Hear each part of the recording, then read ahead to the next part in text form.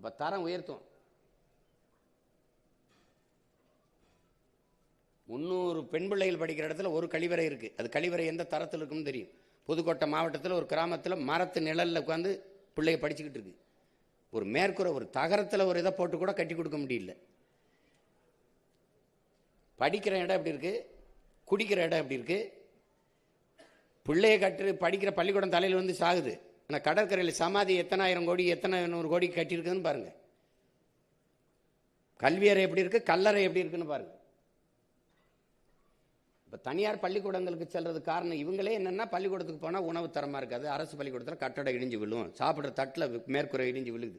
அப்போ நீங்கள்லாம் தனியார் பள்ளிக்கூடத்துக்கு போங்கன்னு அரசே சொல்லுது, அங்கே தான் தரமாக இருக்குதுன்னு சொல்லுது.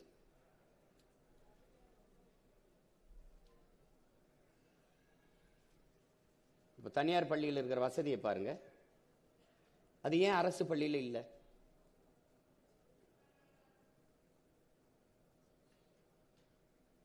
ஒரு முதலாளியால் தர முடிகிற கல்வியை நம்ம ஒரு அரசால் கொடுக்க முடியாதா? நம்ம பள்ளிக்கூடத்தை அமைப்பை பாருங்கள், நம்ம பள்ளிக்கூடத்தை பாருங்கள். இது கற்பனையில் போடல, உண்மையிலே படம் எடுத்து தான் போட்டிருக்கு. நம்ம பள்ளிக்கூடம் இருக்குது, தனியார் பள்ளிக்கூடம் எப்படி இருக்கு?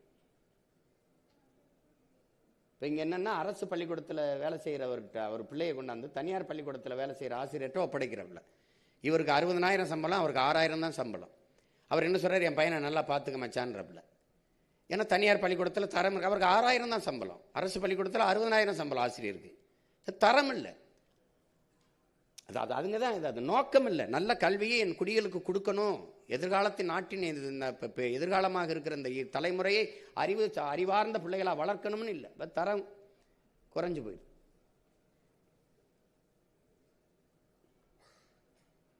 இது என்ன செய்யுது, இலவசமாக நான் பேருந்து பயணம் மாணவர்கள் கொடுக்குறேங்குது. அங்கே 10 லட்சம் கட்டி நான் இடம் வாங்குறேன், பஸ் பாஸ் ஃப்ரீங்குது, இந்த பேருந்து கட்டணம் இலவசங்கிறது. நான் என்ன சொல்கிறேன், பேருந்துக்கு கட்டணம் எடுத்துக்கிறேன், அந்த கல்வியை தரமாக கொடுத்துருன்றேன். அதுதானே தேவைப்படுது. கட்டிட அமைப்பை பாருங்கள், கழிவறை எப்படி இருக்குன்னு பாருங்கள், பிள்ளைய உட்காந்து படிக்கிறத பாருங்கள், எப்படி படிக்கிறாங்கன்னு பாருங்கள். பாருங்கள், இதான் பள்ளிக்கூடத்து அரசு பள்ளிக்கூடம் நிலைமை. நான் கொஞ்சம் தான் காட்டியிருக்கேன். இது